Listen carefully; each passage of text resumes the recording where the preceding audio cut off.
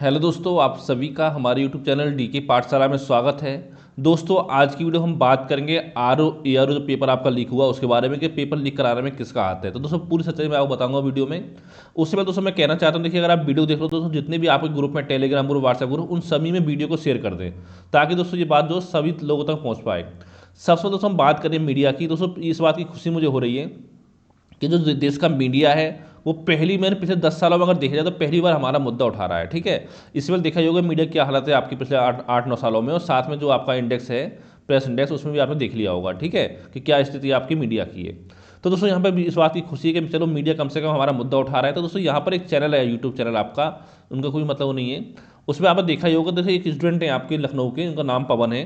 तो उन्होंने दोस्तों अपना व्हाट्सएप ग्रुप दिखाया था कि जो पेपर था उनका जीएस और हिंदी का, उनके व्हाट्सएप ग्रुप पर यानी कि दोपहर के आपके लगभग 1:18 पर उन पर पेपर आ गया था। ठीक है, अब देखिए दोस्तों जो पेपर आपका आया था 1:18 पर 11 तारीख को, 11 फरवरी को, उसमें दोस्तों आपका जीएस का पेपर भी था और साथ में आपका हिंदी का पेपर भी था। चलो हम मान लेते, चलो जो जीएस का पेपर था आपका, चलो मान लो कि पेपर होने के बाद आया था, तो टाइमिंग आपकी 10:30 9:30 से 11:30 थी पेपर की। ठीक है, लेकिन जो आपका हिंदी का पेपर था वो आपका 2:30 बजे स्टार्ट हो रहा था दोपहर में, जो कि उनके पास 1:18 पर आ गया था। अब दोस्तों जो पेपर जो आपका आया था 11 तारीख को आया था, कन्फर्म है, और 1:18 पर आया था, व्हाट्सएप पर साथ चैट में साफ दिख रहा है। और इसके साथ साथ दोस्तों बहुत सारे बच्चे ऐसे जिनके पास सुबह से ही पेपर आपका घूम रहा था। तो दोस्तों इसमें एक बात मैं करना चाहता हूँ, देखिए जो आपके सब पेपर था 1:18 पर आया था, तो दोस्तों ये पेपर जो था ये आपका कैम स्कैनर से आपका स्कैन किया गया था, कैम स्कैनर से। और दोस्तों कैम स्कैनर जो टाइमिंग आपके दिखा रहा था दोस्तों, वो दिखा रहा था आपका 10 फरवरी की दोपहर में 1 बजे की, यानी 13। ठीक है, तो यानी दोपहर के 1 बजे की टाइमिंग आपकी हो गई। यानी दोस्तों इस बात से साफ ही जाहिर होता है कि जो पेपर था आपका वो एक दिन पहले ही आपका आउट हो गया था। ठीक है, अब देखिए दोस्तों सवाल ये आता है कि पेपर कहाँ से आउट हुआ, उसका मैं बताऊंगा। और साथ देखिए दोस्तों और भी आपने देखे होंगे जो आपके पेपर वायरल हो रहे हैं, जैसे कि आपने हिंदी का देखा होगा, कल मैंने ग्रुप में शेयर किया था आपको कि देखिए हिंदी का जो पेपर आपका एग्जाम में पूछा गया था, देखिए क्वेश्चन तो आपके सारे सेम थे, लेकिन किया क्या गया था कि उस पेपर को लेकर के फिर उसकी प्रिंट मतलब उसको टाइप किया गया है, टाइप करने के बाद फिर उसका प्रिंट निकाला गया है, इस तरह से आपको किया गया था। ठीक है, अब दोस्तों देखिए यहाँ पर हम बात करते हैं पेपर। देखिए तो दोस्तों पता ही होता है पेपर जो आपका सेट होता है, सबसे पहले दोस्तों जो पेपर की जिम्मेदारी आपकी होती है आयोग के पास होती है। जो पेपर बनवाता है वो आपका आयोग बनवाता है, जहाँ से बनवाए। ठीक है, उसके बाद दोस्तों क्या होता है, आयोग जो पेपर बनवाता है फिर दोस्तों वो जाता है पेपर आपका प्रिंटिंग प्रेस के पास, जहाँ पर कि आपका पेपर को प्रिंट यानी जितने जैसे मान लो 10,69,000 बच्चे बैठे थे तो उसकी कॉपी आपकी सेट की जाती है। ठीक है, प्रिंटिंग प्रेस में। अब दोस्तों होता क्या है कि जैसे बड़े बड़े आपके आयोग में मैक्सिमम किस्म क्या होता है कि जो प्रिंटिंग प्रेस होता है वो आपका आयोग के अंदर ही अब होने लगा है। ठीक है, तो वहीं पेपर आपका छप जाता है। चलो मान लेते बाहर भी छपा हुआ आपका पेपर, तो प्रिंटिंग प्रेस से जो वापस पेपर आता है वो फिर वो आपका आयोग के पास आता है। अब देखिए दोस्तों जहाँ भी आपका देखिए एग्जाम होता है उस एरिया का एक आपका कोषागार होता है। ठीक है, वहाँ भी दोस्तों आपके सरकारी अधिकारी होते हैं आपके सब। ठीक है, उनके उसमें रखा जाता है कोषागार में आपका पेपर, यानी कि उनकी निगरानी में। ठीक है, अब दोस्तों इसको एक तरह से कोषागार को आप एक तरह से लॉकर कह सकते हो कि बहुत ही सावधानी से यहाँ पर रखा जाता है। ठीक है, अगर आयोग के अधिकारी चाहें तो पेपर यहाँ से आपका मतलब लीक नहीं हो सकता है। ठीक है, तो कोषागार के बाद वो दोस्तों फिर क्या होता है, जो पेपर आपका होता है वो दोस्तों जाता है आपका जहाँ भी आपका सेंटर होता है, स्कूल में जाता है या आपका कॉलेज हो गए। अब दोस्तों देखिए कॉलेज जो आपकी स्कूल होते हैं वहाँ पर जो पेपर आपका जाता है वो दोस्तों जैसे मान लो पेपर 11 तारीख को आपका पेपर था, तो आपके पेपर से लगभग 1 से 1.5 घंटे या 1 से 2 घंटे पहले पहुँचता है मैक्सिमम।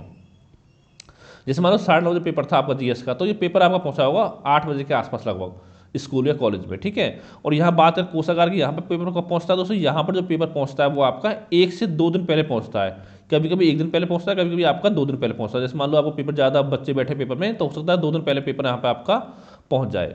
अब दोस्तों हम एक बार बात करेंगे पेपर कहाँ से आपका आउट हो सकता है। देखिए हम बात करेंगे स्कूल कॉलेज से पेपर आउट होने की बात है, तो दोस्तों यहाँ पर देखिए 1 से 2 घंटे पहले पहुँचता है, और नेट पर आपका व्हाट्सएप पर कब आ गया था पेपर, पहले ही आ गया था। ठीक है, यानी कि पेपर आपका 1 दिन पहले आउट हुआ था।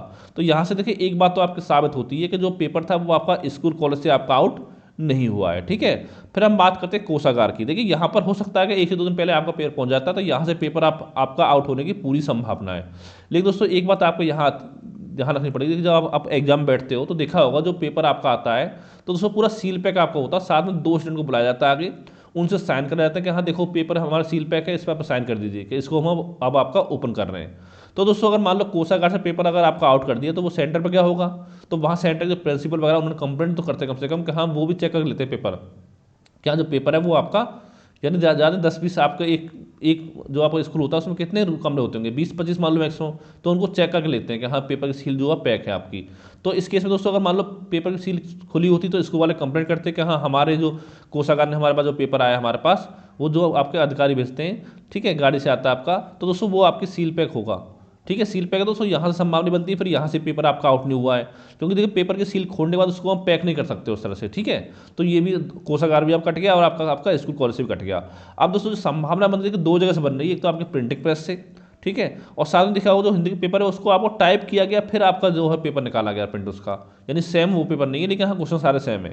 हिंदी वाले आपने देखा ही होगा, नहीं देखा तो मैं व्हाट्सएप पे भेज दूंगा आपको, वहाँ पे देख लेना, ठीक है। ये आपका हो गया। तो संभावना उससे बनती थी कि या तो आपका प्रिंटिंग प्रेस से पेपर आउट हुआ है या फिर दोस्तों आपका आयोग से आउट हुआ है।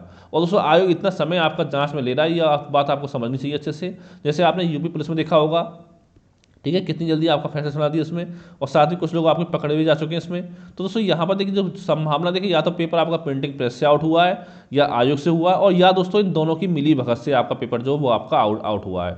इन दोनों के अलावा तीसरा किसी का भी इसमें आपका हाथ नहीं है। अब देखिए दोस्तों आखिरी में क्या होगा, देखिए जब आप मान लो कोई आयोग का अधिकारी पकड़ा जाता है तो क्या पकड़ा जाएगा कि जो आपका चतुर्थ श्रेणी का जो कर्मचारी होता है, सबसे नीचे लेवल का, चपरासी लेवल का, तो उसको पकड़ लेंगे, हाँ इसने पेपर आउट कराया था। और जो बाकी जो मेन जो आपके इसके होते हैं उनको छोड़ दिया जाता है।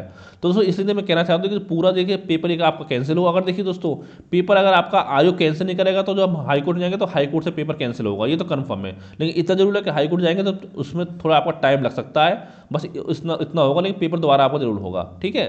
तो या तो देखिए पेपर आपका आयोग के अधिकारी ने आउट कराया है या फिर आपका प्रिंटिंग प्रेस से आउट कराया है, और या फिर दोस्तों इन दोनों की मिली भगत से आपका जो पेपर है वो आपका आउट हुआ है। इन दोनों के अलावा तीसरा किसी का पेपर को आउट करने में किसी का हाथ नहीं है। ये बात आपको अच्छी समझनी होगी। तो दोस्तों अगर आपको वीडियो अच्छा लगा वीडियो को लाइक करें, साथ ही चैनल को सब्सक्राइब करना ना भूलें। और साथ दोस्तों कहना चाहूँगा, देखिए अगर आप इलाहाबाद के या प्रयागराज के आसपास के एरिया में रहते हो तो आप प्रयागराज जो आप धरना दे रहे हैं बच्चे आपके, वहाँ पर जरूर पहुँचें आप, ठीक है। और जो दूर रहते हैं तो वो कम से कम ट्विटर कैंपेन में हिस्सा लें, तो लगातार आपका ट्विटर कैंपेन चल रहा है। तो दोस्तों पूरी संभावना अगर आपका इसी तरह जवाब आपने बनाए रखा तो हो सकता है कि आने वाले 4-5 दिनों में आपको अच्छी खबर सुनने को मिल जाए पेपर को लेकर के, ठीक है। तो थैंक यू फॉर वॉचिंग।